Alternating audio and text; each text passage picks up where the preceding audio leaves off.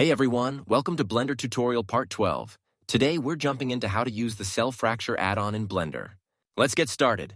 If you're using Blender 4.2 or higher, Cell Fracture isn't included by default anymore. So just search for the Cell Fracture add-on for Blender, or use the link in the description. Press Get Add-on from the Blender website, and once it's ready, simply drag the file into an open Blender window. Now go to Edit, Preferences, Add-ons, and check the box to turn it on. Done. Next, I'll set up a plane for the ground and make a sphere from a cube. Go into Edit mode, press A to select everything, right-click, and choose Subdivide. In the bottom left panel, set the cuts to 10 and smoothness to 1 to get a clean quad sphere. Exit Edit mode and right-click Shade Auto Smooth. I'll duplicate the sphere 3 times to show different fracture setups. For the first one, press F3, search Cell Fracture, and hit OK. Blender creates a duplicate with all the fractured pieces. Switch to wireframe and you'll see all the generated cells. But there's a catch. On a sphere, all the pieces share the same center point, so the breakup looks unrealistic. To show this, select all the pieces, press F3, search Rigid Body, and choose Add Active. Now select the plane, add Rigid Body to it, and set it to Passive. Hit play and you'll see everything exploding from the center, which isn't how a real sphere would break. Now let's see how we can make this even better. I'll select the second sphere, press F3, and choose Cell Fracture again. This time, I'll randomize the scale values on the X, Y, and Z axes. Each fractured piece will appear as a separate object in your outliner, and you can also use the collection option to keep everything organized. Hit OK, switch to wireframe, and you'll see the new randomized pieces.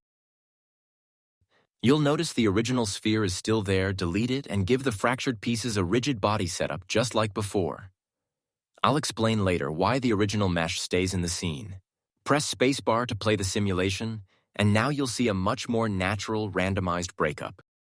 Next, I'll set a simple 3-point lighting setup, scaling and aiming all the lights toward the center of the scene. Then I position the camera, and with Ctrl+Alt+0, I snap the camera to match my current view. If you want a full guide on Blender camera settings, check the link in the description. Now I switch the render engine to Cycles, enable GPU rendering, and again, there's a full tutorial for Cycle settings linked below if you want to dive deeper. I'll give the spheres and the plane some quick material colors. Here's an important tip. In Render Preview, you'll notice the sphere already looks broken before any impact happens. That's because Cell Fracture only splits the geometry. It doesn't bake collision impacts from other objects or forces. Now let's fix the third sphere in a more professional way. I'll open the Cell Fracture settings again, give the fracture a collection name, and keep everything organized. This time, I won't delete the original geometry. Instead, I'll move the main sphere into the same collection as the fractured pieces so I can easily hide and unhide everything. The idea here is simple. I'll keep the main sphere visible until the moment of impact, and keep the fractured pieces invisible in the timeline, using the animation slider or the dope sheet. Right when the sphere hits the ground, I swap them main sphere off, fractured pieces on. It sounds a bit complex, but I'll walk you through it step by step. Now I'll give all the fractured shapes rigid body settings just like before. Next, I give the main sphere an active rigid body. But are you ready for an explosion? Because all these objects are in the same position, they'll collide and blow apart instantly. To fix that, I put the main sphere in a different collision collection, so it won't interact with the fractured pieces. By default, all objects are in collision group 1, so moving the sphere prevents unwanted collisions. Now I shorten the timeline in the dope sheet to the length I need. You can zoom in and out to fit your keyframes and animation range better. You'll also notice a yellow line at the bottom. This shows Blender baking the simulation frame by frame. When you hit spacebar, it fills automatically and bakes in real time. Just remember, this is only recommended for lightweight, low-poly simulations. On the left side, you can open the animation summary, which displays all animation tracks for the selected objects. Next, let's animate the visibility, exactly as I explained earlier. First, make sure the main geometry is hidden. Then select the top object in the fractured collection and move the frame slider to the moment of impact. In my scene, that's frame 34.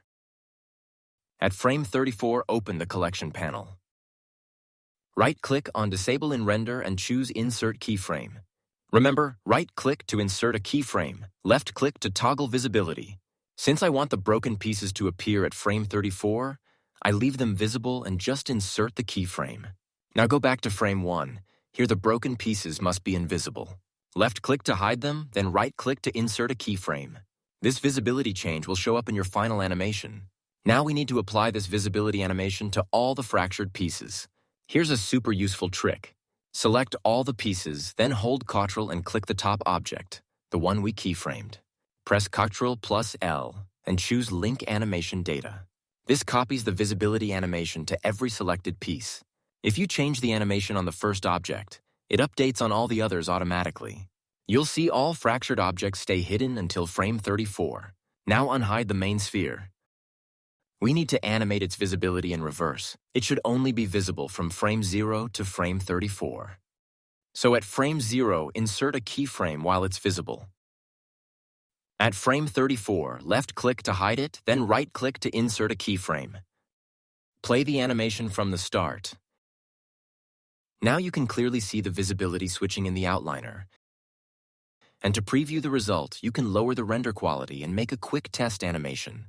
Next, I'll jump into camera view by pressing 0, then adjust the camera using fly walk mode with Shift plus backtick. Usually this key is under Escape bottom.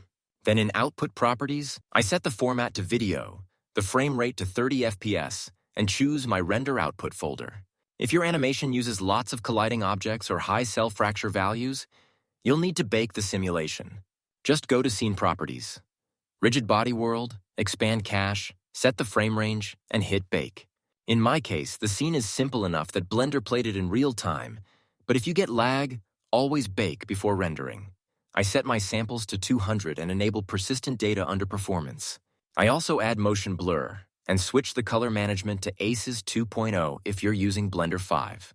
After switching to ACES, you may need to increase your light intensity so the render doesn't look too dark. And as always, save your file before rendering, especially with animations. Then go to the top left render menu and select Render Animation, or press Ctrl plus F12. Here's the sample animation so far. In this frame, you can clearly see how different the first frame of the third sphere looks compared to the other two. This method not only makes the simulation accurate, you can also adjust and change the animation anytime you want. Now at frame 0, I increase the height of the main sphere and the fractured pieces together. I want to add a sharp, rigid object at the bottom as an effector. So I add a cube, merge the top vertices using M, and place it right under the objects. I give it a simple material and set it as a passive rigid body. Since we already baked the simulation earlier, we need to delete the old bake. Select all objects, then click Delete All Bakes. Wait for Blender to rebake all frames. Press spacebar to play the animation, and now you'll see the sharp edge affecting the sphere perfectly. But the visibility animation is still using the old timing, so we need to update that. I go to front view with Alt plus scroll and find the new impact frame 55. I select the first object in the collection, the main sphere, grab the visibility keyframe and drag it to frame 55. Then I select the second object, the one that has the linked animation for all the fractured pieces, and move its keyframe to frame 55 as well. All the other shapes update automatically. Now I readjust the camera, tweak the focal length, and set the resolution to 4K for the final animation. While we're waiting for the final result, feel free to subscribe if you want more Blender tutorials and animations. Drop your thoughts and questions in the comments, and if you enjoyed this tutorial, hit the like button. Thanks for watching.